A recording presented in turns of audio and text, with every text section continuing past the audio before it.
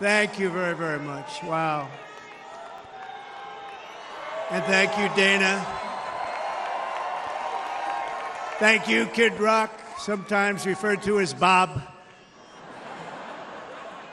And thank you, Lee, right from the beginning. Thank you very much. What a talent. What a beautiful, beautiful soul. Thank you. Friends, delegates, and fellow citizens, I stand before you this evening with a message of confidence, strength, and hope. 4 months from now, we will have an incredible victory, and we will begin the 4 greatest years in the history of our country. Together, we will launch a new era of safety, prosperity, and freedom for citizens of every race, religion, color, and creed. The discord and division in our society must be healed. We must heal it quickly.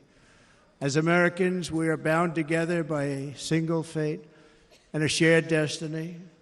We rise together or we fall apart. I am running to be president for all of America, not half of America, because there is no victory in winning for half of America. So tonight, with faith and devotion, I proudly accept your nomination for President of the United States. Thank you.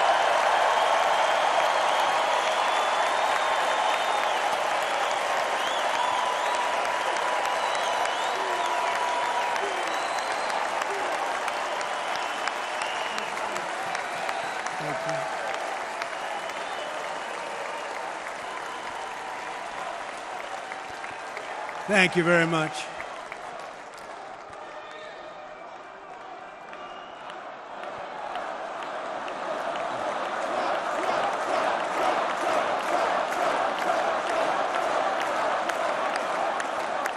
Thank you very much. And we will do it right. We're going to do it right. Let me begin this evening by expressing my gratitude to the American people for your outpouring of love and support following the assassination attempt at my rally on Saturday.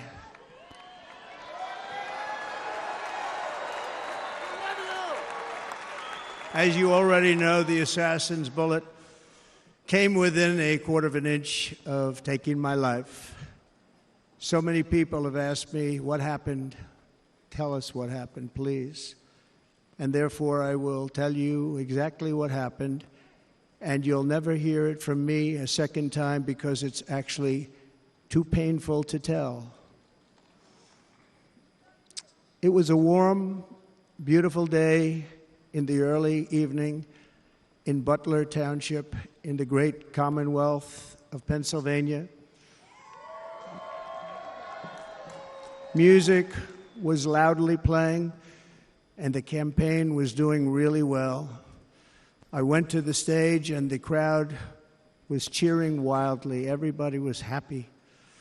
I began speaking very strongly, powerfully, and happily because I was discussing the great job my administration did on immigration at the southern border. We were very proud of it.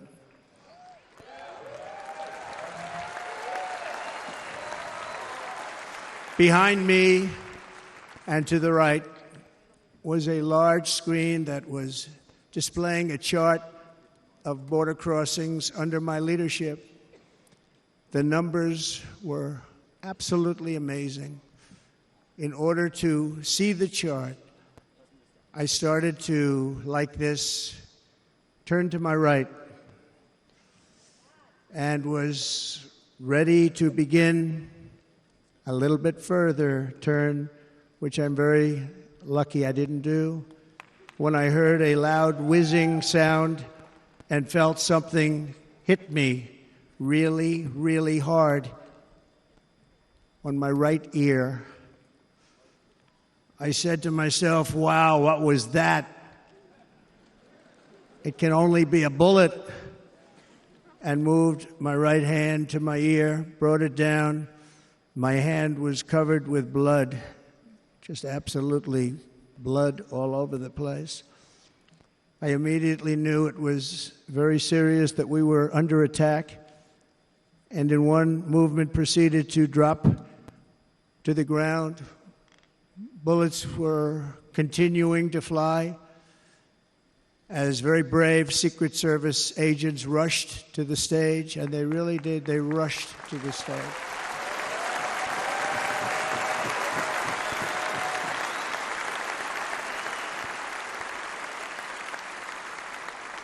These are great people at great risk, I will tell you, and pounced on top of me so that I would be protected. There was blood pouring everywhere, and yet, in a certain way, I felt very safe because I had God on my side. I felt that.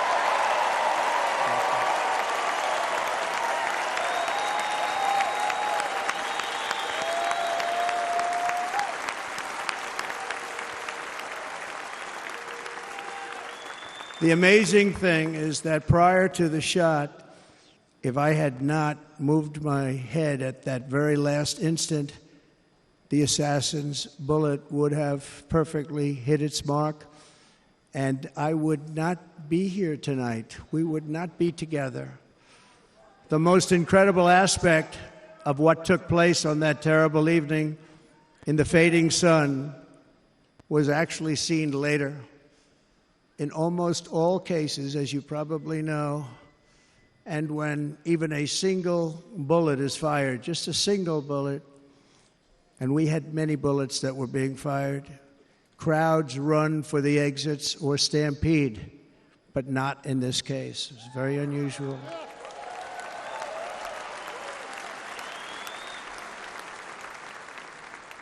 This massive crowd of tens of thousands of people stood by and didn't move an inch.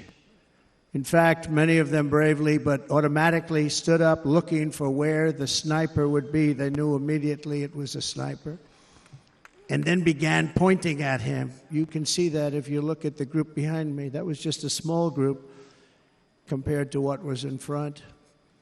Nobody ran, and by not stampeding, many lives were saved. But that isn't the reason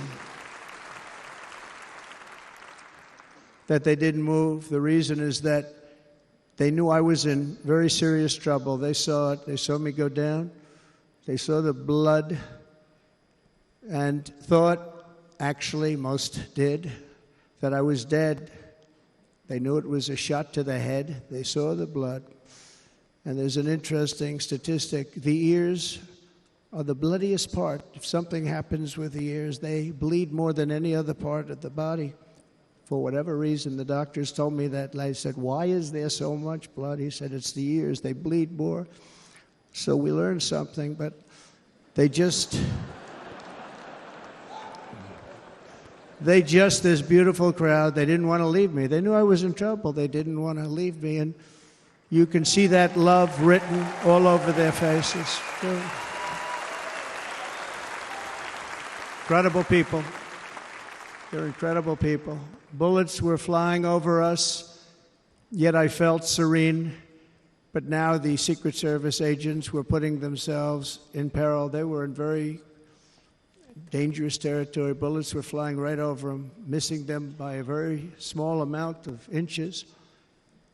And then it all stopped.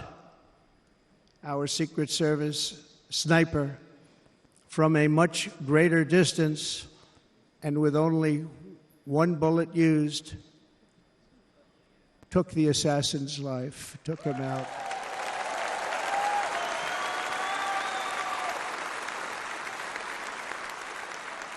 I'm not supposed to be here tonight.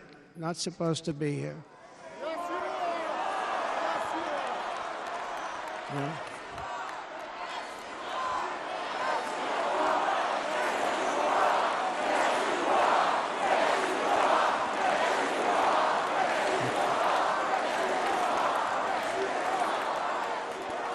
Thank you. But I'm not. And I'll tell you, I stand before you in this arena only by the grace of Almighty God.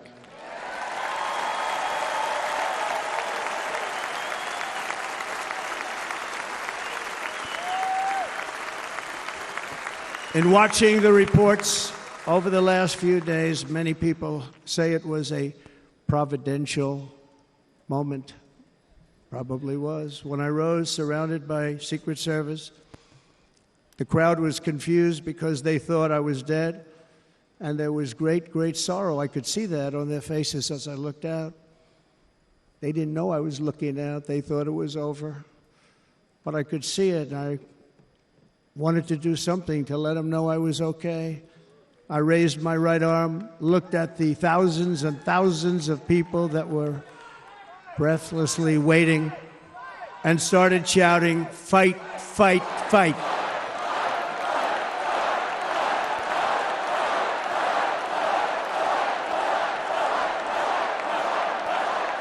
Thank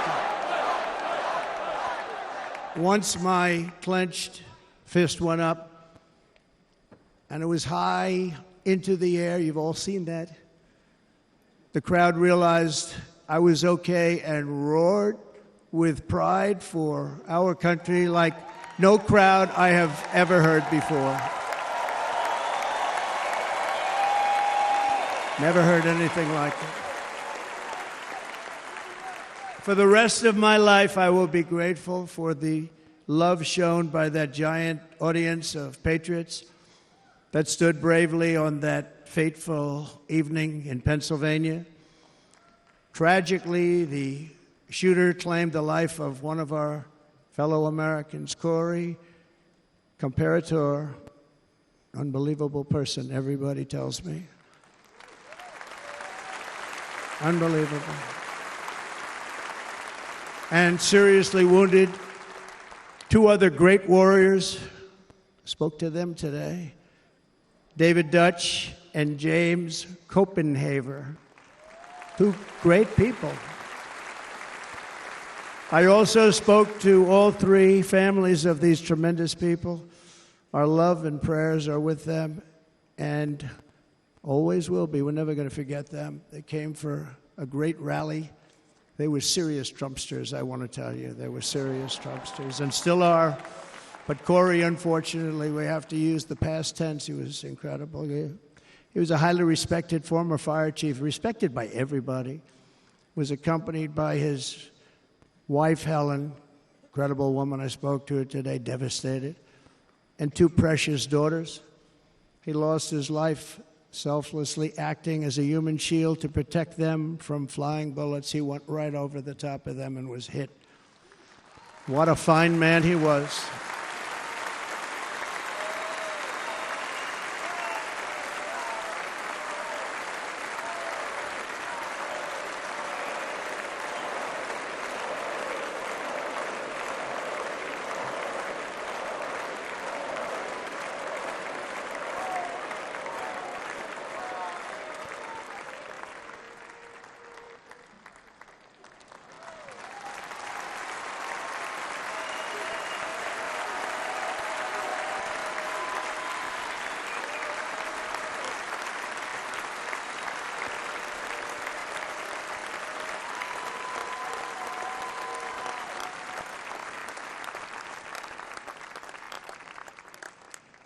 I want to thank the fire department and the family for sending his helmet, his outfit, and it was just something, and they're going to do something very special when they get it. But we did something which cannot match what happened, not even close.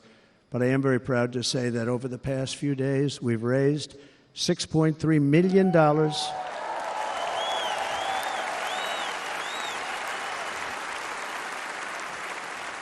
for the families of David, James, and Corey, including from a friend of mine, just called up. He sent me a check right here. I just got it. $1 million from Dan Newland. Thank you, Dan. And again, when speaking to the family, I told them, I said, well, I'm going to be sending you a lot of money, but it can't compensate. They all said the same thing. You're right, sir. We appreciate so much what you're doing, but nothing can take the place in the case of Corey. And the other two, by the way, they were very, very seriously injured, but now they're doing very well. They're going to be okay. They're going to be doing very well.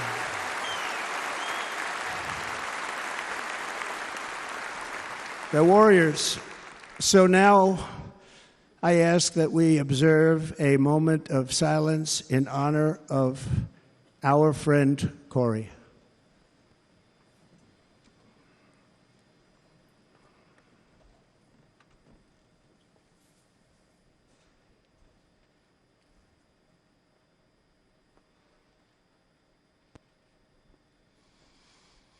There is no greater love than to lay down one's life for others. This is the spirit that forged America in her darkest hours, and this is the love that will lead America back to the summit of human achievement and greatness. This is what we need. Despite such a heinous attack, we unite this evening more determined than ever. I am more determined than ever, and so are you. So is everybody in this room.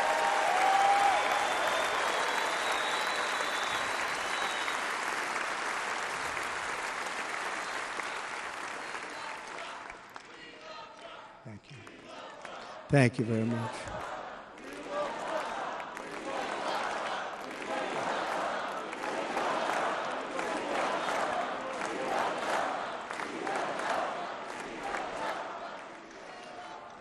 Our resolve is unbroken and our purpose is unchanged to deliver a government that serves the American people better than ever before.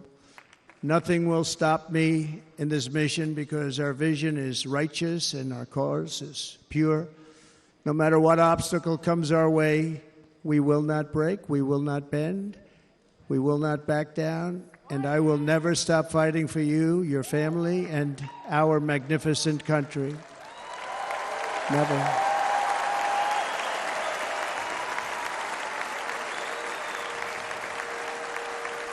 And everything I have to give with all of the energy and fight in my heart and soul, I pledge to our nation tonight. Thank you very much. I pledge that to our nation.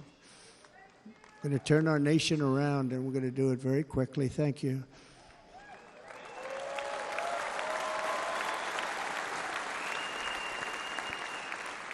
This election should be about the issues facing our country and how to make America successful, safe, free, and great again.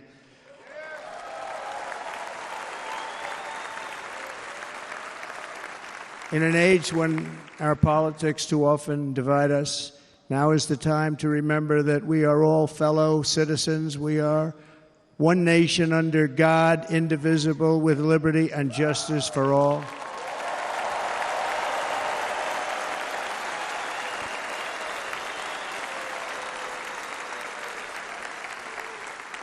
And we must not criminalize dissent or demonize political disagreement, which is what's been happening in our country lately at a level that nobody has ever seen before. In that spirit, the Democrat Party should immediately stop weaponizing the justice system and labeling their political opponent as an enemy of democracy. Especially since that is not true. In fact, I am the one saving democracy for the people of our country.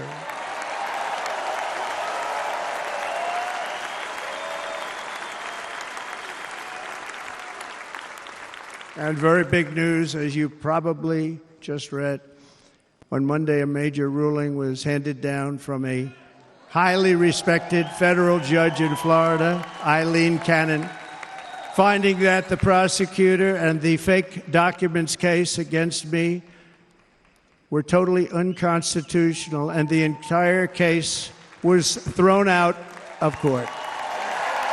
With all of that publicity, thrown out of court. If Democrats want to unify our country, they should drop these partisan witch hunts, which I have been going through for approximately 8 years. And they should do that without delay and allow an election to proceed that is worthy of our people. We're going to win it anyway, but worthy of our people. On this journey, I am deeply honored to be joined by my amazing wife, Melania.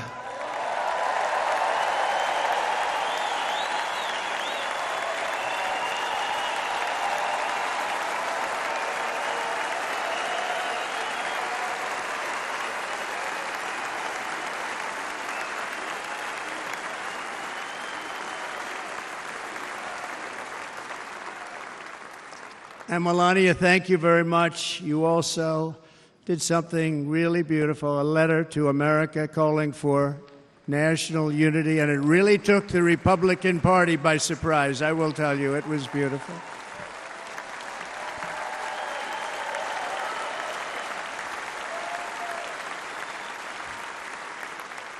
fact, some very serious people said that we should take that letter and put it as part of the Republican platform. That would be an honor, wouldn't it? Right, Mr. Congressman? But it captivated so many, so I also want to thank my entire family for being here. Don, Kimberly, Ivanka and Jared, Eric and Lara, Tiffany and Michael, Barron. We love our Barron.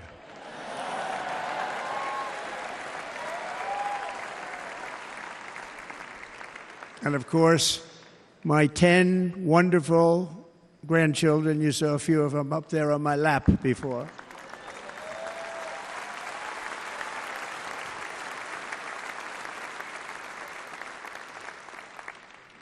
And how good was Dana? Was Dana good?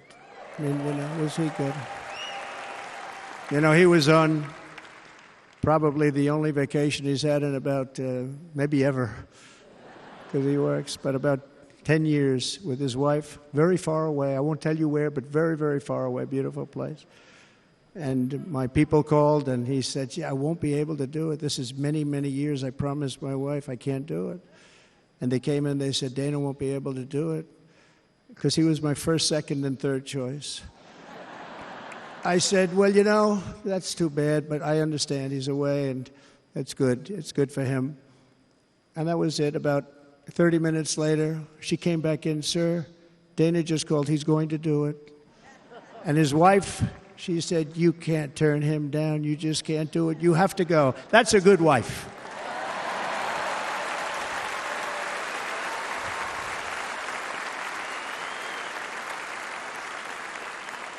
So he got on a plane, he got here a little while ago, now he's going to get on the plane in a little while and he's going to go back home to his wife. But they're great, and I just want to thank her and him and their whole family, because that's not easy. And Kid Rock, same thing. Called, he said,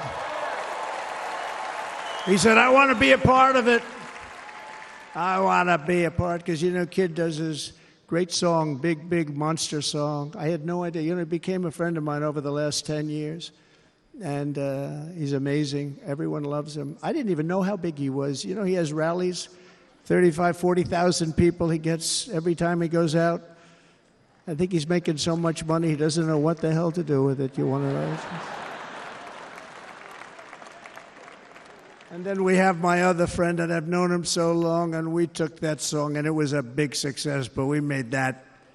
I saw a chart of great songs to America. That was #1 on the chart recently, #1. So that's Lee Greenwood, a very special, beautiful person. He's a beautiful man.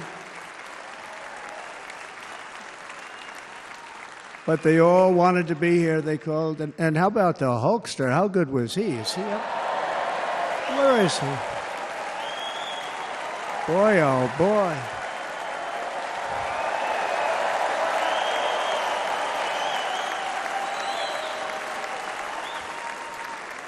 They may call that entertainment. I know about entertainment, but when he used to lift a 350-pound man over his shoulders and then bench press him 2 rows into the audience, I say, maybe entertainment, but he is one strong son of a gun. I will tell you, I watched it many times. There aren't a lot of entertainers that can do that, right? You were fantastic. Thank you very much. Followed by Eric. What was that all about? Boy, that was good. I didn't want to really come up here. But he was so great, and he's such a good young man. He went through a lot of trouble, and Don last night was incredible. They went through so much trouble. They got subpoenaed more than any people probably in the history of the United States. Every week they get another subpoena from the Democrats, crazy Nancy Pelosi, the whole thing, just boom, boom, boom. They've got to stop that because they're destroying our country. We have to work on making America great again, not on beating people. And we won. We beat them in all. We beat them on the impeachments. We beat them on indictments. We beat them. But the time that you have to spend, if they would devote that genius to helping our country, we'd have a much stronger and better country.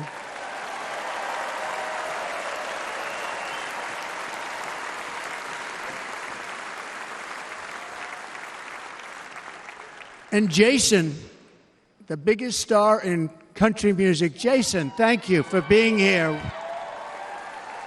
Jason, thank you very much. Jason Aldean, he's good. I like his wife even better, by the way. She's here. Thank you, Jason. But I'm thrilled to have a new friend and partner fighting by my side. The next Vice President of the United States, the current Senator from Ohio, J.D. Vance, and his incredible wife, Usha.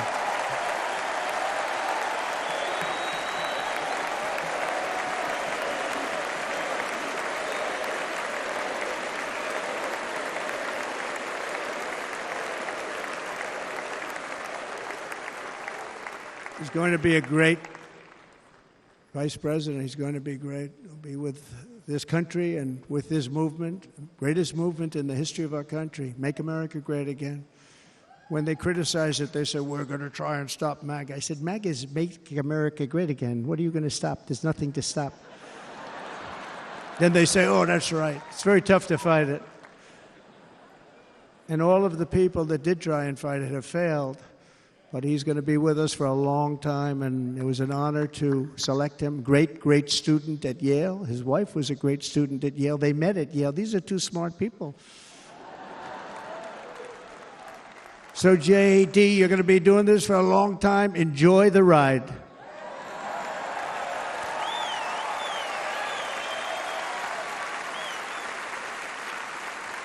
And a very special thank you to the extraordinary people of Milwaukee and the great state of... Oh, there they are. There they are. You are so easy to spot.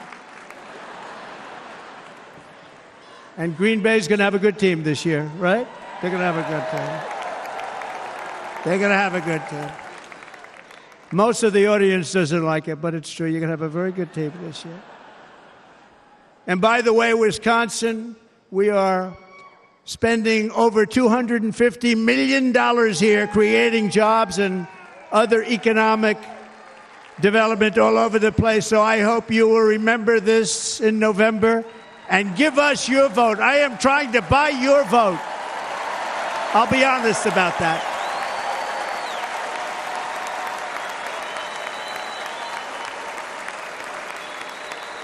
And I promise we will make Wisconsin great again. We're going to make it. Thank you, Mr. Governor. Thank you very much. Thank you. I'm here tonight to lay out a vision for the whole nation, to every citizen, whether you're a young or old man or woman, Democrat, Republican, or independent, black or white, Asian or Hispanic. I extend to you a hand of loyalty and of friendship. Together we will lead America to new heights of greatness like the world has never seen before. We were right there in the first term. We got hit with COVID. We did a great job. Nobody knew what it was, but nobody's ever seen an economy pre-COVID. And then we handed over a stock market that was substantially higher than just prior to COVID. Coming in, did a great job. Never got credit for that. We got credit for the war and defeating ISIS and so many things, the great economy, the biggest tax cuts ever, the biggest regulation cuts ever, the creation of Space Force, the rebuilding of our military. We did so much. We did so much. Right to try. Right to try is a big deal. We got right to try. They were trying to get that for 52 years. Somebody's terminally ill, and hopefully there's nobody in this audience, but it does happen a lot. They're terminally ill and they can't use our new space-age drugs and other things that we are way ahead. We have the greatest doctors in the world, the greatest laboratories in the world, and you can't do it. They've been trying to get that approved for 52 years. Wasn't that easy? The insurance companies didn't want to do it. They didn't want the risk. The labs didn't want to do it because if it didn't work, people are pretty far down the line toward death. They didn't want to do it. The doctors didn't want to have it on their records, so I got everybody into an office. 52 years they tried. Sounds simple, but it's not. And I got them to agree that somebody that needs it will, instead of going to Asia, Europe, or someplace, or if you have no money, going home and dying, just die. We got them to sign an agreement, agree to it, where they're not going to sue anybody. They're going to get all of this stuff. They're going to get it really fast. And what's happened is we're saving thousands and thousands of lives. It's incredible. Right to try. It's a great feeling. Under our leadership, the United States will be respected again. No nation will question our power. No enemy will doubt our might. Our borders will be totally secure. Our economy will soar. We will return law and order to our streets, patriotism to our schools, and importantly, we will restore peace, stability, and harmony all throughout the world. But to achieve this future, we must first rescue our nation from failed and even incompetent leadership. We have totally incompetent leadership. This will be the most important election in the history of our country. Under the current administration, we are indeed a nation in decline. We have an inflation crisis that is making life unaffordable, ravaging the incomes of working and low-income families, and crushing, just simply crushing our people like never before. They've never seen anything like it. We also have an illegal immigration crisis, and it's taking place right now as we sit here in this beautiful arena.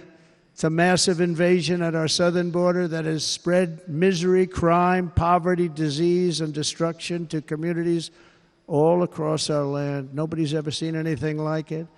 Then there's an international crisis, the likes of which the world has seldom been part of. Nobody can believe what's happening. War is now raging in Europe and the Middle East.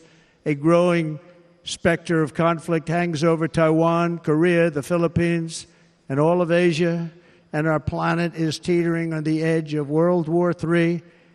And this will be a war like no other war because of weaponry. The weapons are no longer army tanks going back and forth shooting at each other. These weapons are obliteration. It's time for a change. This administration can't come close to solving the problems. We're dealing with very tough, very fierce people. They're fierce people. And we don't have fierce people. We have people that are a lot less than fierce, except when it comes to cheating on elections and a couple of other things. Then they're fierce. Then they're fierce.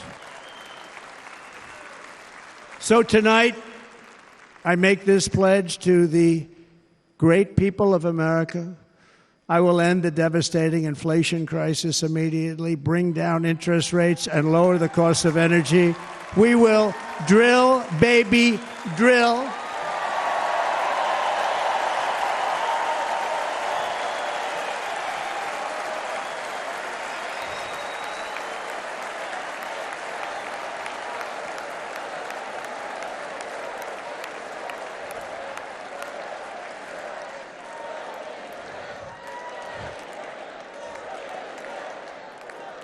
Can you believe what they're doing?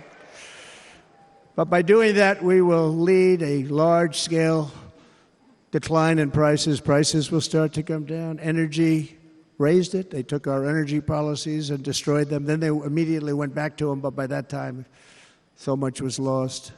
But we will do it at levels that nobody's ever seen before. And we'll end lots of different things. We'll start paying off debt and start lowering taxes even further. We gave you the largest tax cut. We'll do it more.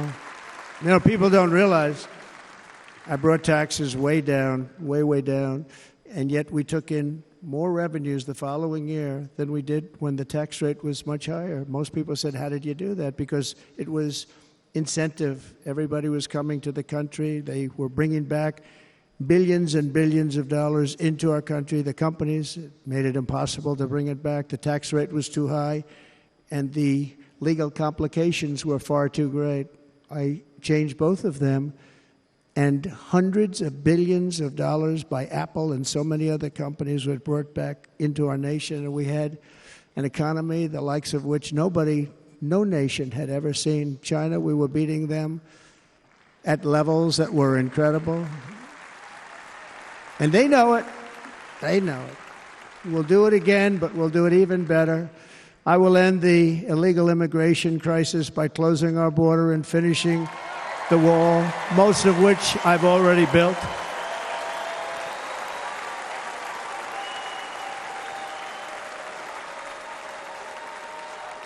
On the wall, we were dealing with a very difficult Congress, and I said, oh, that's okay, we won't go to Congress. I call it an invasion. We gave our military almost $800 billion. I said, I'm going to take a little of that money because this is an invasion, and we built, most of the wall is already built, and we built it through using the funds because what's better than that? We have to stop the invasion into our country that's killing hundreds of thousands of people a year. We're not going to let that happen. I will end every single international crisis that the current administration has created, including the horrible war with Russia and Ukraine, which would have never happened if I was president, and the war caused by the attack on Israel, which would have never happened if I was president. Iran was broke. Iran had no money. Now Iran has $250 billion. They made it all over the last 2.5 years. They were broke. I watched the other day on a show called Deface the Nation. Has anyone seen it? And they had a congressman who was a Democrat say, well, whether you like him or not, Iran was broke dealing with Trump. I told China and other countries, if you buy from Iran, we will not let you do any business in this country, and we will put tariffs on every product you do send in of 100% or more. And they said to me, well, I think that's about it. They weren't going to buy any oil. And they were ready to make a deal. Iran was going to make a deal with us. And then we had that horrible, horrible result that we'll never let happen again. The election result, we're never going to let that happen again. They used COVID to cheat. We're never going to let it happen again. And they took off all the sanctions, and they did everything possible for Iran. And now Iran is very close to having a nuclear weapon, which would have never happened. This is a shame what this administration, the damage that this administration has done. And I say it often, if you took the 10 worst presidents in the history of the United States, think of it, the 10 worst, added them up, they will not have done the damage that Biden has done. Only going to use the term once. Biden. I'm not going to use the name anymore, just one time. The damage that he's done to this country is unthinkable. It's unthinkable. Together we will restore vision, strength, competence, and we're going to have a thing called common sense making most of our decisions, actually. It's all common sense. Just a few short years ago, under my presidency, we had the most secure border and best economy in the history of our country, in the history of the world. We had the greatest economy in the history of the world. We had never done anything like it. We were beating every country, including China, by leaps and bounds. Nobody had seen anything like it. We had no inflation. Soaring incomes were going. Nobody can believe it. You can't believe what happened 4 years ago is happening now in reverse. And the world was at peace. Inflation has been a killer for our country. No matter what you make it doesn't matter because inflation is eating you alive. People that were putting away money, they were making great wages, the highest they've ever made, but they were putting away a lot of money. Now they are just being destroyed. They're not putting away anything. They're barely living. They're going into savings accounts. They're taking out their money to live because of inflation. Inflation, remember, it's called a country buster. You can go back to Germany from 100 years ago. You can go back to any country that suffered great inflation. We've suffered the worst inflation we've ever had. But go back and see what's happened to those countries. We've had the worst inflation we've ever had under this person. But in less than 4 years, our opponents have turned incredible success into unparalleled tragedy and failure. It's been a tremendous failure. Today, our cities are flooded with illegal aliens. Americans are being squeezed out of the labor force and their jobs are taken. And by the way, you know who's taking the jobs that are created? 107% of those jobs are taken by illegal aliens. And you know who's being hurt the most by millions of people pouring into our country? The black population and the Hispanic population, because they're taking the jobs from our black population, our Hispanic population, and they're also taking them from unions. The unions are suffering because of it. Thank you. Thank you. I like you too. Thank you very much. Inflation has wiped out the life savings of our citizens and forced the middle class into a state of depression and despair. That's what it is. It's despair and depression. We cannot and will not let this continue. Less than 4 years ago, we were a great nation, and we will soon be a great nation again. We're going to be a great nation again.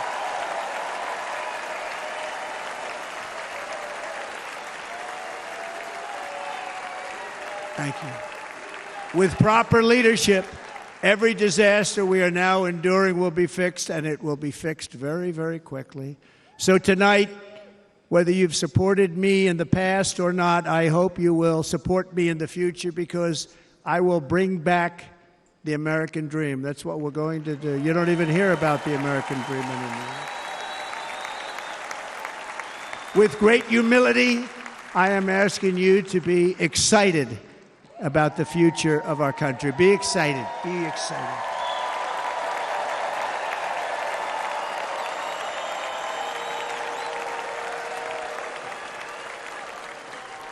And by the way, the news reports, look at all of those big networks. Look at them. They're all here. But every one of them has said this could be the most organized, best run, and most enthusiastic convention of either party that they've ever seen. Every single one.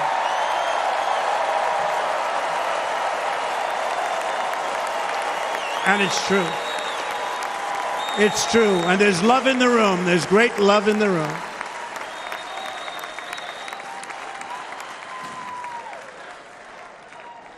So I better finish strong. Otherwise, we'll blow it, and we can't let that happen. Now, this was great. All of the great people that spoke, and everybody hit a home run. I mean, there's not one that I can think of where I said, oh, gee, that wasn't great. Every single person. I refuse to be the only one. Don't do that to me. They're already getting ready. See, I gave them an idea. Now, this was a great convention. This was, I think we're actually going to go home and miss it. You know, usually with a first of all, look at these crowds. You'd never have this at a convention. Look at these crowds.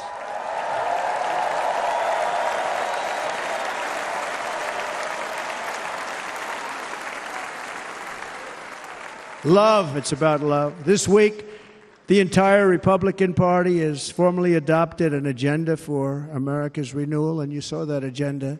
And it's very short compared to the long, boring, meaningless agendas of the past, including the Democrats. They write these things that are hundreds of pages long, and they never read them after they're done. In their case, fortunately, they don't read them because they're pretty bad. It's a series of bold promises that we will swiftly implement when you give us a Republican House And Mr. Speaker, thank you very much.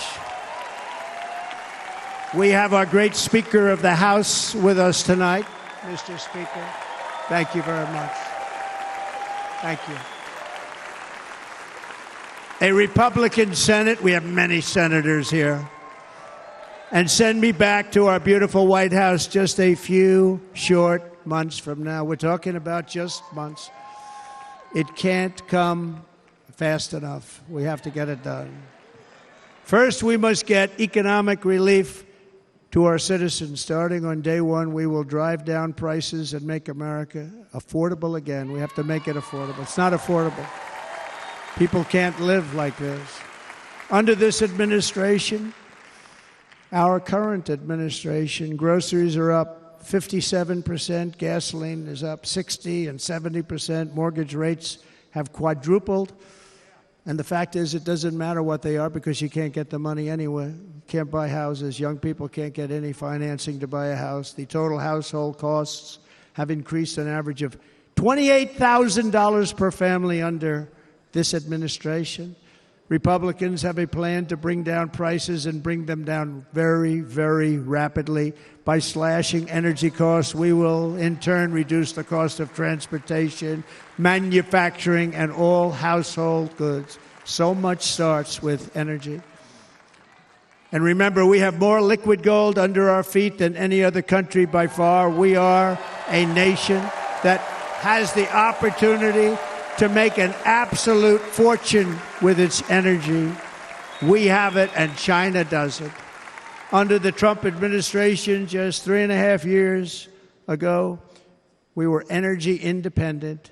But soon, we will actually be better than that. We will be energy dominant and supply not only ourselves, but we will supply the rest of the world with numbers that nobody has ever seen, and we will reduce our debt, $36 trillion. We will start reducing that, and we will also reduce your taxes still further.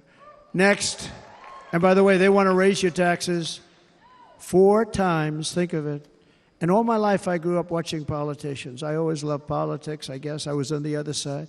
I'd watch and they were always talking about, we will give you a tax cut. We will give you a tax cut. My whole life I was watching, I will give you a tax cut, right, Mr. Congressman? That's all they talked about. This is the only administration that said, we're going to raise your taxes by 4 times what you're paying now, and people are supposed to vote for them? I've never heard it. You're paying too much.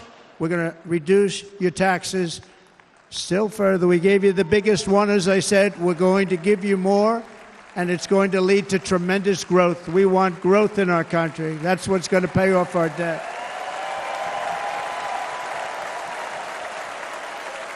And next, we will end the ridiculous and actually incredible waste of taxpayer dollars that is fueling the inflation crisis. They spent trillions of dollars on things having to do with the Green New Scam. It's a scam.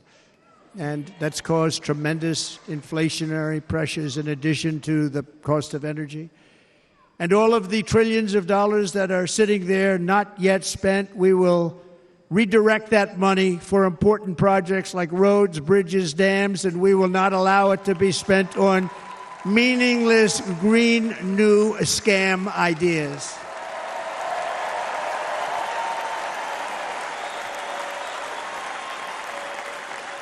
And I will end the electric vehicle mandate on day one.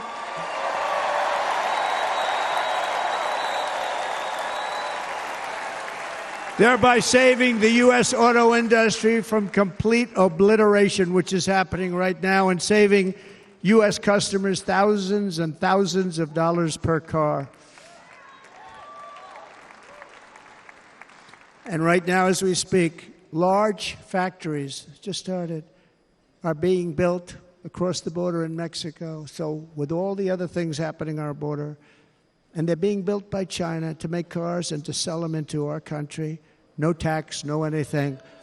The United Auto Workers ought to be ashamed for allowing this to happen. And the leader of the United Auto Workers should be fired immediately. And every single auto worker, union and non-union, should be voting for Donald Trump, because we're going to bring back car manufacturing, and we're going to bring it back fast.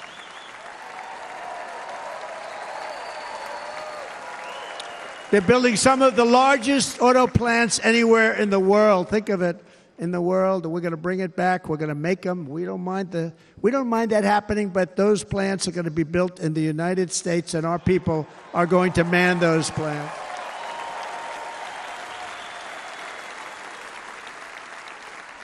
And if they don't agree with us, we'll put a tariff of approximately 100 to 200% on each car, and they will be unsellable in the United States. We have long been taken advantage of by other countries. And think of it, oftentimes these other countries are considered so-called allies. They've taken advantage of us for years. We lose jobs, we lose revenue, and they gain everything and wipe out our businesses, wipe out our people. I stopped it for 4 years. I stopped it, and we're really ready to make changes like nobody had seen before. And remember, USMCA, I got rid of NAFTA, the worst trade deal ever made, and replaced it with USMCA, which is, they say, the best trade deal ever made. Actually, probably the best trade deal was the deal I made with China, where they buy $50 billion worth of our product. They were buying nothing. They buy $50 billion worth. They had to. But I don't even talk about it because of COVID. I don't even mention it, frankly, because of what happened with the China virus.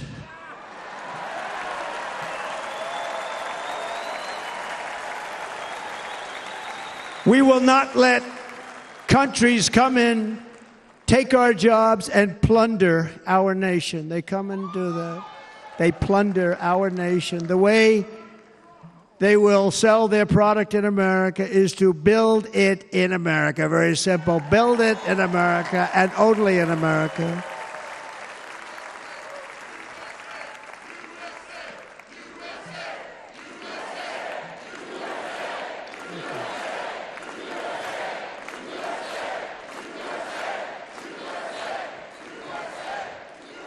And this very simple formula, and Congress has to go along with us, and they will. This very simple formula will create massive numbers of jobs. We will take over the auto industry again, and many, hundreds of thousands of jobs. We lost so many jobs over the years. If you go back 20, 25 years, they've stolen, going to China and Mexico, about 68% of our auto industry manufacturing jobs. We're going to get them all back. We're going to get them all back, every one of them. At the center of our plan for economic relief are massive tax cuts for workers that include something else that's turned out to be very popular, actually. Here it's very popular, in this building and all those hotels that I saw that are so nice. I'm staying in a nice one. It's called no tax on tips. No tax on tips. No tax on tips.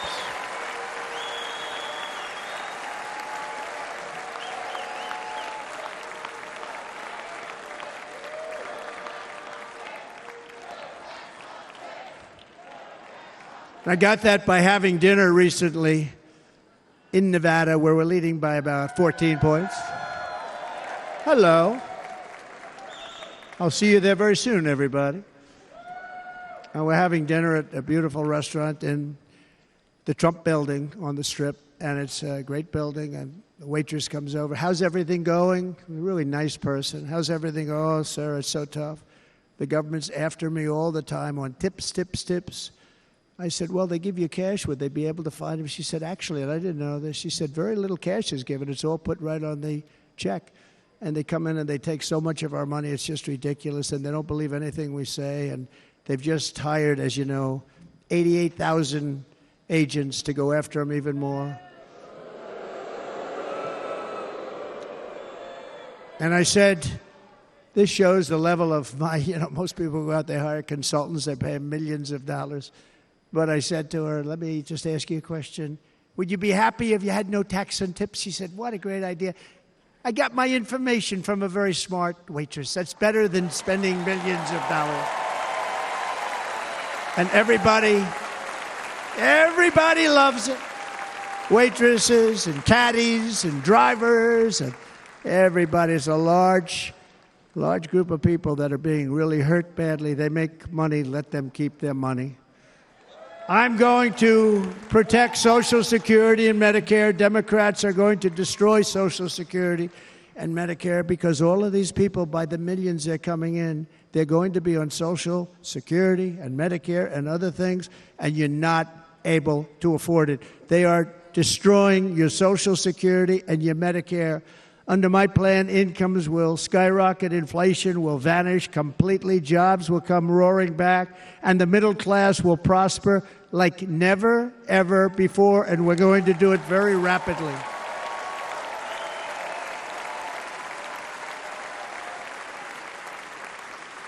But no hope or dream we have for America can succeed unless we stop the illegal immigrant invasion, the worst that's ever been seen anywhere in the world. There's never been an invasion like this anywhere. Third world countries would fight with sticks and stones not to let this happen.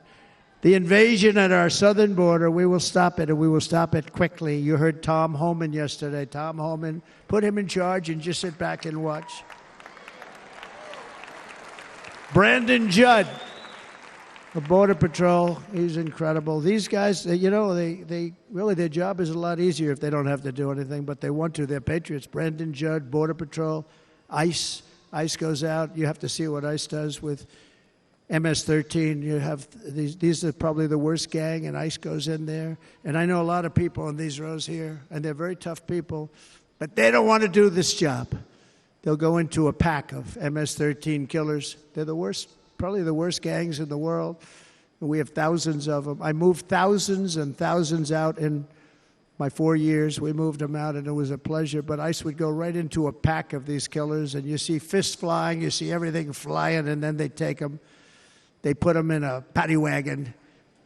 They take them back, and they get them out of our country. And the other countries weren't accepting them back, and I called up, and I said, tell them that we're not giving them economic aid anymore.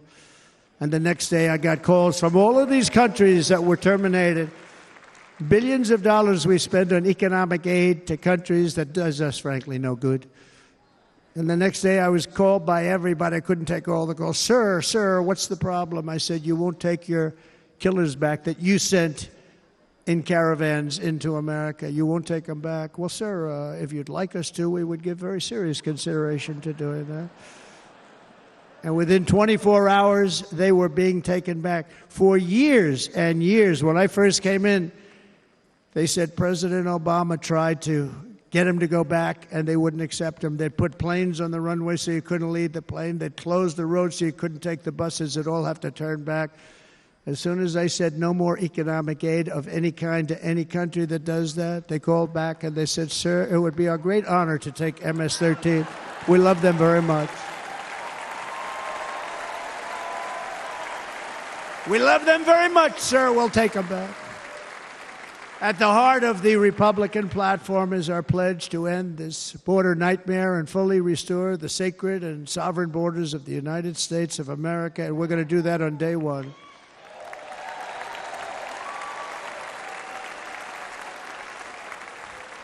That means two things on day one, right? Drill, baby, drill, and close our borders.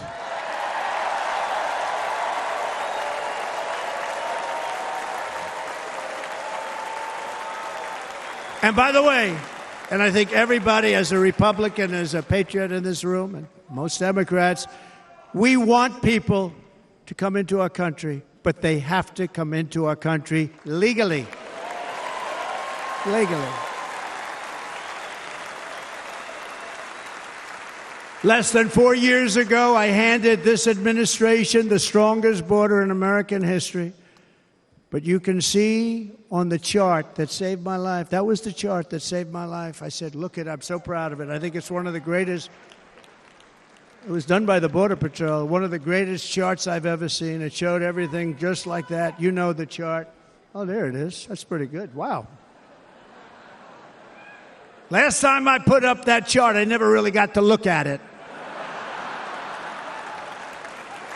But without that chart, I would not be here today.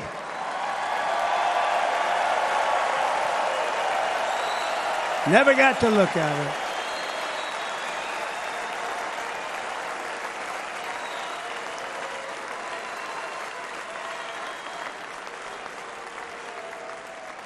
I said, you got to see this chart. I was so proud of it, and by the time I got to there, I never got to see it that day. But I'm seeing it now, and I was very proud. If you look at the arrow on the bottom, that's the lowest level, the one on the bottom, heavy red arrow. That's the lowest level of illegal immigrants ever to come into our country in recorded history, right there. Right there. And that was my last week in office. And then you see what happened after I left. Look at the rest. And if you go out a little bit further, it's getting to be a little bit old, but I love it anyway, right? But you can go much higher with those numbers. Look what happened right after that. The invasion began. We had the opposite. We stopped the invasion. But the invasion that we stopped was peanuts by comparison to what happened after I left. Look at what happened after I left. They took over our country. We ended all catch and release. We shut down asylum fraud. We stopped human trafficking and forged historic agreements to keep illegal aliens on foreign soil. We want them to stay on their soil. Under the Trump administration, if you came in illegally, you were apprehended immediately and you were deported. You went right back. The current administration terminated every single one of those great Trump policies that I put in place to seal the border. I wanted a sealed border. Again, come in, but come in legally. You know how unfair it is? So many people, hundreds of thousands of people, have been working for years to come into our country. And now they see these people pour into our country at levels that are unprecedented. It's so unfair. And we're not going to do it. We're not going to stand for it. They suspended wall construction, ended remain in Mexico. We had a policy, remain in Mexico. You think that was easy to get from the Mexican government? But I said, you must give it to us. If you don't give it to us, there will be repercussions. And they gave it to us. But not easy. Canceled our Safe Third agreements. Demolished Title 42, implemented nationwide catch and release. That's catch and release, where we catch them and release them into our country. We catch them and release them into Mexico. There's a slight difference. And took 93, this is the previous administration, 93 executive actions to throw open our border to the world. The entire world is pouring into our country because of this very foolish administration. The greatest invasion in history is taking place right here in our country. They are coming in from every corner of the earth, not just from South America, but from Africa, Asia, the Middle East. They're coming from everywhere. They're coming at levels that we've never seen before. It is an invasion indeed, and this administration does absolutely nothing to stop them. They're coming from prisons. They're coming from jails. They're coming from mental institutions and insane asylums. You know, the press is always on me because I say this. Has anyone seen Silence of the Lambs? The late, great Hannibal Lecter. He'd love to have you for dinner. That's insane asylums. They're emptying out their insane asylums.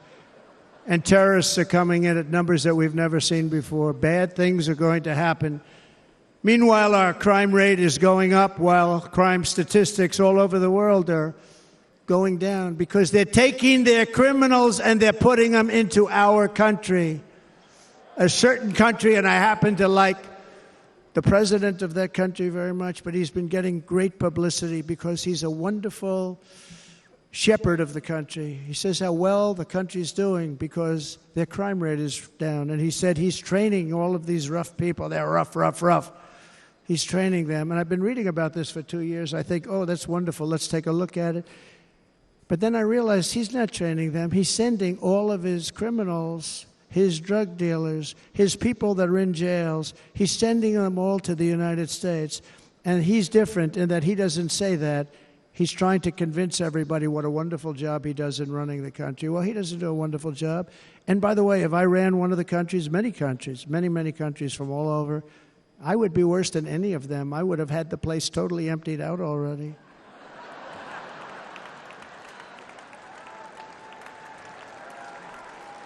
But we become a dumping ground for the rest of the world, which is laughing at us. They think we're stupid. And they can't believe that they're getting away with what they're getting away with, but they're not going to be getting away with it for long. That's what I can tell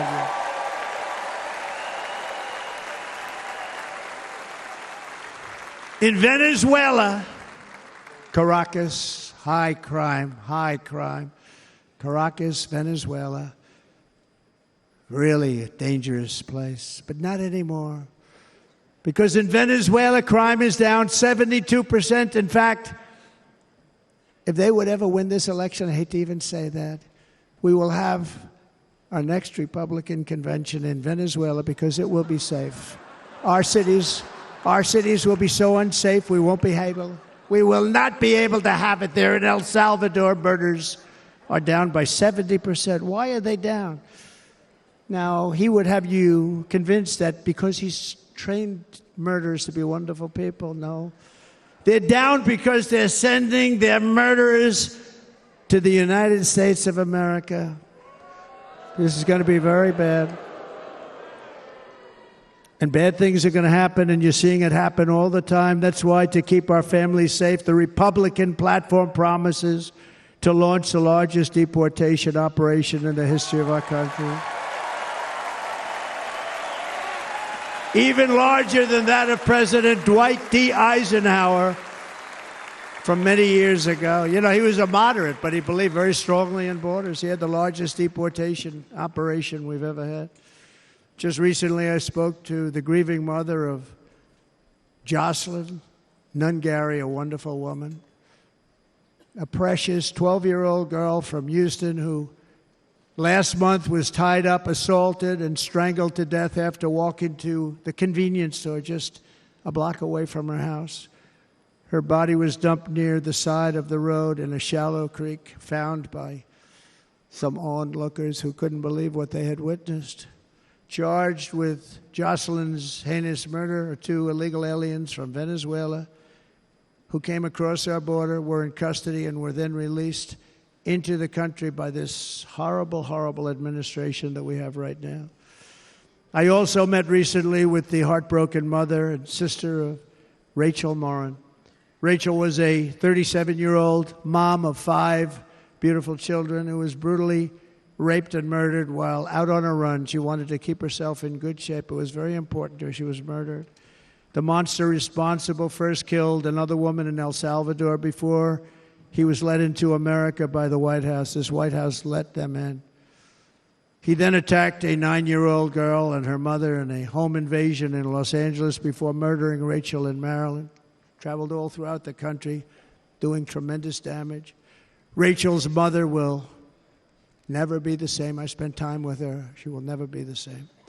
I've also met with the wonderful family of Laken Riley, the brilliant 22-year-old nursing student. She was so proud of being first in her class, who was out for a jog on the campus of the University of Georgia when she was assaulted, beaten, and horrifically killed. Yet another American life was stolen by a criminal alien set free by this administration. And these were incredible people we're talking about. These were incredible people who died. Tonight, America, this is my vow. I will not let these killers and criminals into our country.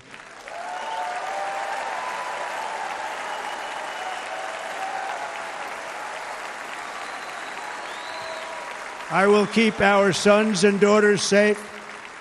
As we bring security to our streets, we will help bring stability to the world. I was the first president in modern times to start no new wars. You know, we were the toughest, we were the most respected. And you saw this. Hungry, strong country, run by a very powerful, tough leader. He's a tough guy. Press doesn't like him because he's tough. And he came out recently. They were asking him at an interview, the whole world is exploding. What's happening? What's going on? Viktor Orban, Prime Minister of Hungary, very tough man. He said, I don't want people coming into my country and blowing up our shopping centers and killing people. But they said to him, tell us what's going wrong, what's happening, what is it? He said, there's only one way you're going to solve it. You got to bring President Trump back to the United States because he kept everybody at bay.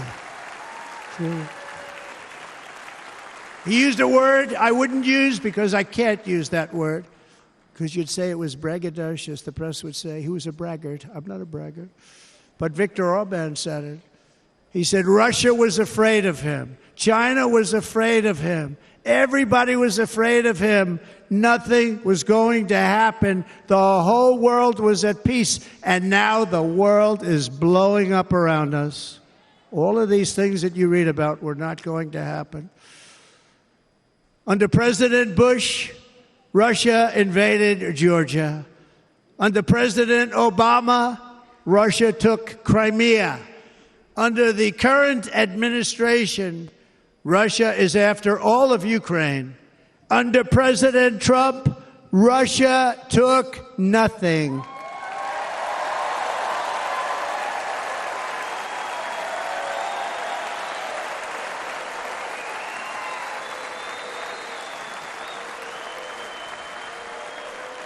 We defeated 100% of ISIS in Syria and Iraq, something that was said to take 5 years, sir. It'll take 5 years, sir. We did it in a matter of a couple of months. We have a great military. Our military is not woke. It's just some of the fools on top that are woke.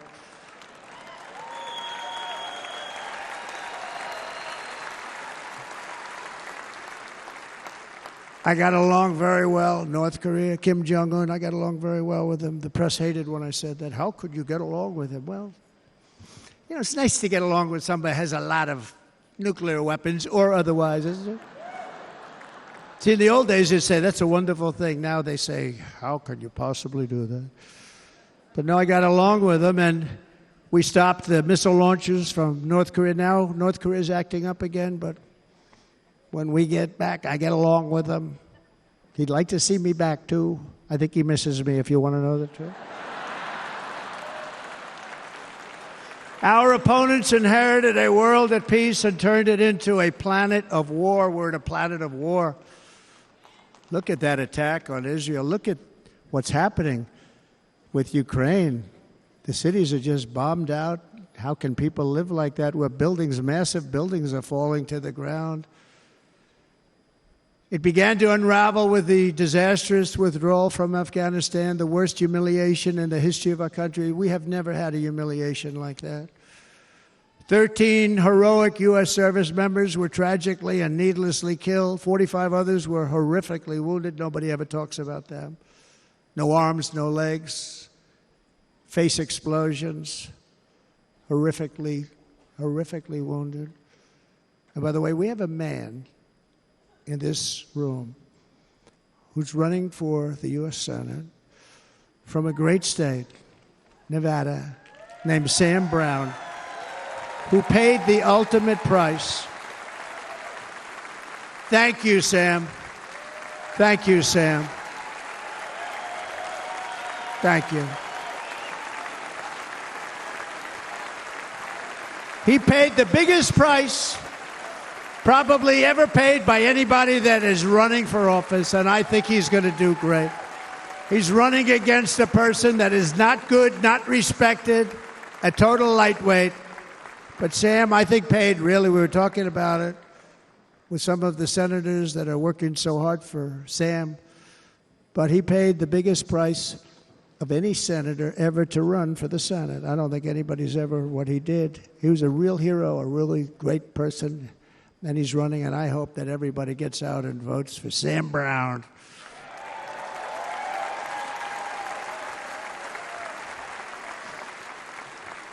And we also left behind $85 billion worth of military equipment, along with many American citizens were left behind.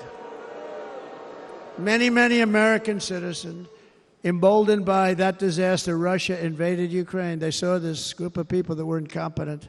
We took the soldiers out first. No, we're going to take the soldiers out second. If they would have followed my plan, we had a great plan. But the plan only kicked in if they did everything perfectly. And they weren't doing things perfectly, so we said it doesn't kick in. You know, 18 months in Afghanistan, we didn't have one, so they were killing them left and right, snipers. And I spoke to the head of the Taliban. You've heard this story. Abdul, still there, still the head of the Taliban. The press got on me. Why would you speak to him? I said, because that's where the killing is. I don't have to speak to somebody that has nothing to do with it. And I told him, don't ever do that. Don't ever do that again. Don't ever, ever do that again. You've got to stop. Because during the Obama administration, many great people and soldiers, but a lot of soldiers were being killed from long distance. I said, if you keep doing that, you're going to be hit harder than anybody's ever been hit by a country before.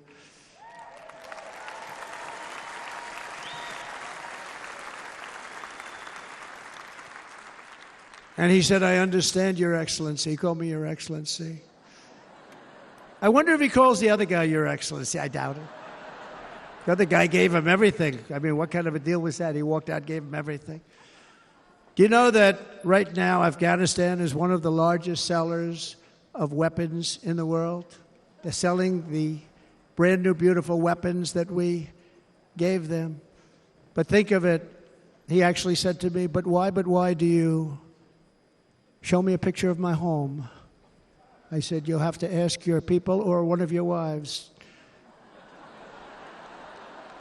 But he could figure it out. And for 18 months, we had not one attack on an American soldier by the Taliban. 18 months.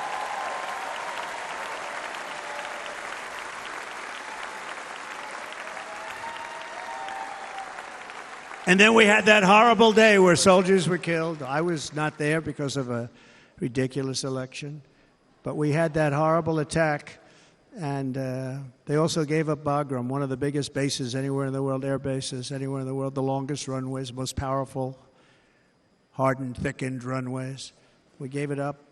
And I liked it not because of Afghanistan. I liked it because of China. It's 1 hour away from where China makes their nuclear weapons. And you know who has it now? China has it now. We were keeping that. And now China is likewise circling Taiwan, and Russian warships and nuclear submarines are operating 60 miles off the coast in Cuba. Do you know that? No, the press refuses to write about it. If that were me running this country and we had nuclear submarines in Cuba, I will tell you that headlines every day would be, what's wrong with our president? You don't even hear this. You're not hearing about this. Russia has nuclear submarines and warships 60 miles away, Mr. Congressman, from Miami, by the way, happens to be here. Correct? In Cuba. And that would not be stood for if it were somebody else. They don't want to mention it, but now maybe they will. And the entire world, I tell you this, we want our hostages back, and they better be back before I assume office, or you will be paying a very big price.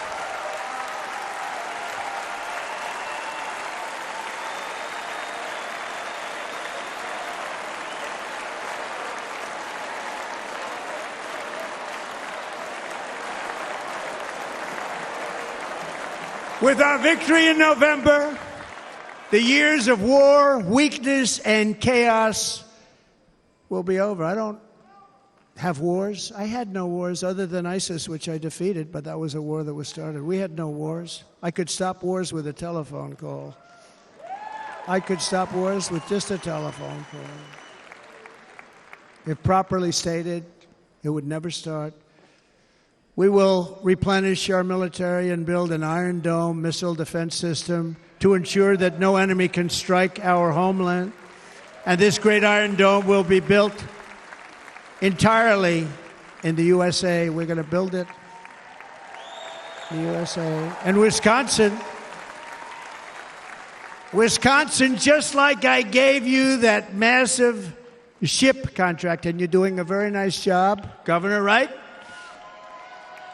Thank you, Governor. And they're doing a great job. In fact, I had a little design change, and we gave them a tremendous for essentially what we used to call destroyers. These are now the most beautiful. They look like yachts. I said, we have to take the bow, and we have to make it a little nicer and a little point at the top instead of a flat nose. And the people at the shipyard said, this guy sort of knows what he's doing. We have the most beautiful ships, right, Governor? And everybody's sitting over there. And it was a big contract that everybody wanted. I gave it to Wisconsin, but we're going to have a lot of that built right here in the state of Wisconsin and all other states. Israel has an Iron Dome. They have a missile defense system. 342 missiles were shot into Israel, and only one got through a little bit. It was badly wounded. It fell to the ground, but most of them are. And Ronald Reagan wanted this many years ago, but we really didn't have the technology many years ago. Remember, they called it Starship, spaceship, anything to mock him. But he was a very good president, very, very good. But now we have unbelievable technology. And why should other countries have this and we don't? No, we're going to build an Iron Dome over our country, and we're going to be sure that nothing can come and harm our people. And again, from an economic development standpoint, we're going to make it all right here. No more sending it out to other countries in order to help. It's America first. America first. We will unleash the power of American innovation. And as we do, we will soon be on the verge of finding the cures to cancer, Alzheimer's disease, and many other diseases. We're going to get to the bottom of it. You remember this gentleman that I don't want to mention other than one time I had to, because when you say the 10 worst, I had to do it. I didn't want anybody to be confused. But this man said, we're going to find a cure to cancer. Nothing happened. We're going to get to the cure for cancer and Alzheimer's and so many other things. We're so close to doing something great. But we need a leader that will let it be done. We will not have men playing in women's sports. That will end immediately.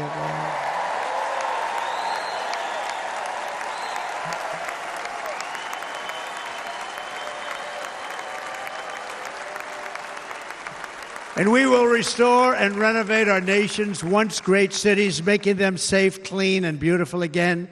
And that includes our nation's capital, which is a horrible killing field. So many things. They leave from Wisconsin, they go to look at the Washington Monument, they end up getting stabbed, killed, or shot. We will be very soon very proud of our capital, again, Washington, D.C.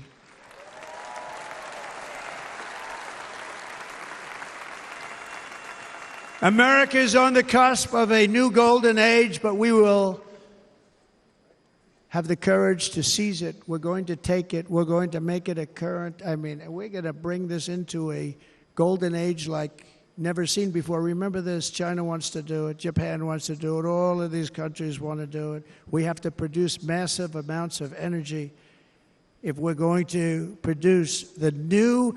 If you look at some of the things that have been done and some of the things that we're going to do, but AI needs literally twice the electricity that's available now in our country. Can you imagine? But instead, we're spending places where they recharge electric cars. They built 8 chargers at a certain location toward the Midwest. 8 chargers for $9 billion. Think of them as a tank for filling up your gas. Think of it. They spent $9 billion on 8 chargers, 3 of which didn't work.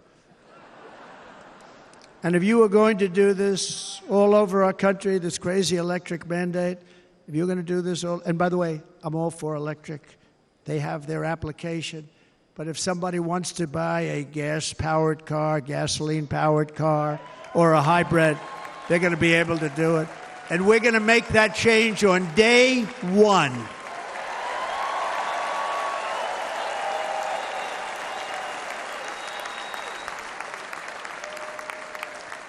So to conclude, just a few short days ago, my journey with you nearly ended. We know that. And yet, here we are tonight, all gathered together, talking about the future, promise, and a total renewal of a thing we love very much. It's called America. We live in a world of miracles. None of us knows God's plan or where life's adventure will take us. I want to thank Franklin Graham for being here tonight. He's an outstanding man. He wrote me a note recently. I have a lot of respect for him. Sir, I love your storytelling. I think it's great in front of these big rallies. But, sir, please do me one favor. It won't make any difference. Please don't use any foul language. I was a little embarrassed. He said, it won't make any difference. Actually, it does. The story's not quite as good, but I've been very good. The story is not quite as good, to be honest. I've got to have a little talk with Franklin, but he was great. He's a great gentleman. His father was so incredible, Billy Graham. My father used to love taking me to see Billy Graham. My father would take me to see Billy Graham at Yankee Stadium. He had the biggest rallies you've ever seen. He was a good rally guy, too. But he'd get up, and he was a fantastic guy. My father loved Billy Graham. But I love Franklin Graham. I think Franklin's been fantastic, and I'm working so hard to adhere to his note to me. I'm working hard on it, Franklin. But if the events of last Saturday make anything clear, it is that every single moment we have on earth is a gift from God.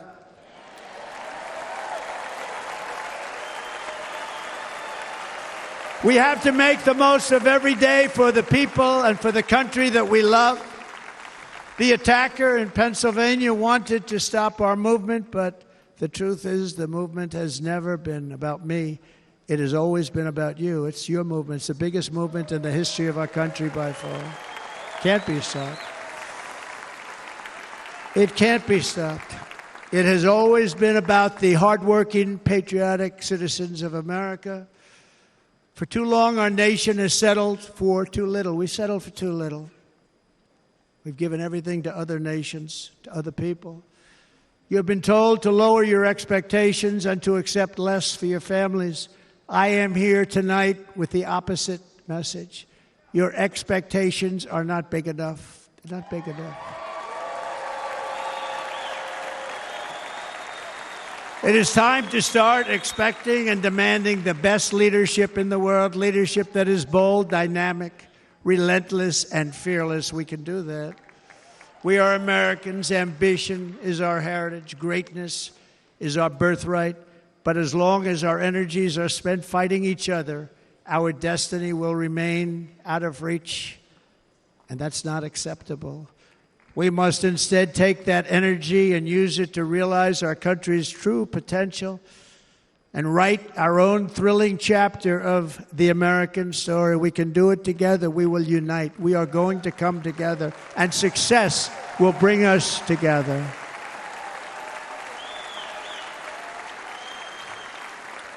It is a story of love, sacrifice, and so many other things.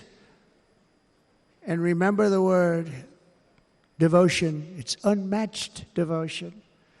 Our American ancestors crossed the Delaware, survived the icy winter at Valley Forge, and defeated a mighty empire to establish our cherished republic. They fought so hard, they lost so many. They pushed thousands and thousands of miles across a dangerous frontier, taming the wilderness to build a life and a magnificent home for their family. They packed their families into covered wagons, trekked across hazardous trails, scaled towering mountains, and braved rivers and rapids to stake their claim on the wide open, new, and very beautiful frontier. When our way of life was threatened, American patriots marched onto the battlefield, raced into enemy strongholds, and stared down death and stared down those enemies to keep alive the flame of freedom. At Yorktown, Gettysburg, and Midway, they joined the roll call of immortal heroes. So many heroes, so many great, great people. And we have to cherish those people. We can't forget those people. We have to cherish those people.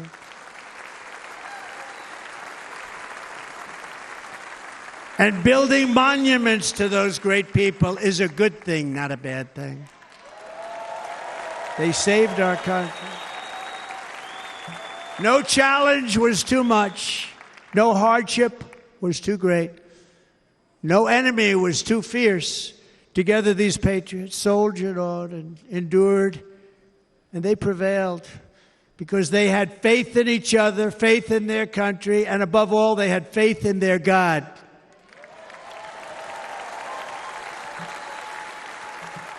Just like our ancestors, we must now come together, rise above past differences.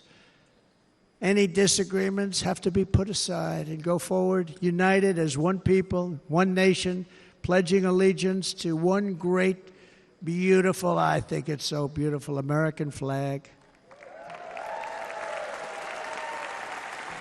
Tonight I ask for your partnership, for your support, and I am humbly asking for your vote. I want your vote. It's going to make our country great again. Every day I will strive to honor the trust you have placed in me, and I will never, ever let you down. I promise that. I will never let you down.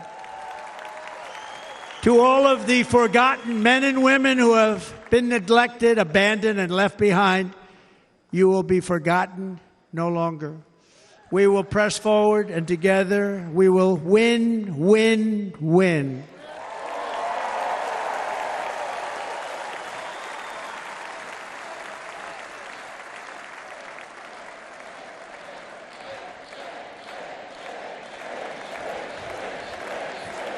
Win, win, win, win, win, win. Nothing will sway us, nothing will slow us, and no one will ever stop us.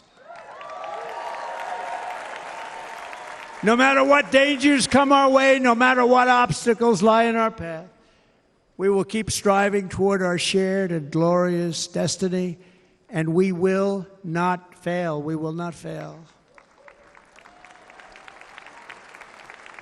Together we will save this country, we will restore the republic, and we will usher in the rich and wonderful tomorrows that our people so truly deserve. America's future will be bigger, better, bolder, brighter, happier, stronger, freer, greater, and more united than ever before.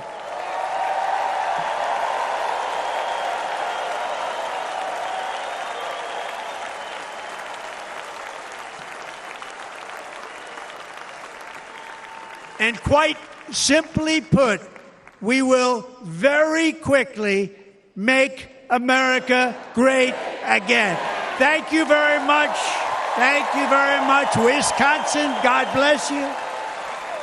God bless you, Wisconsin, and God bless the United States of America, our great country. Thank you very much, everybody. Thank you.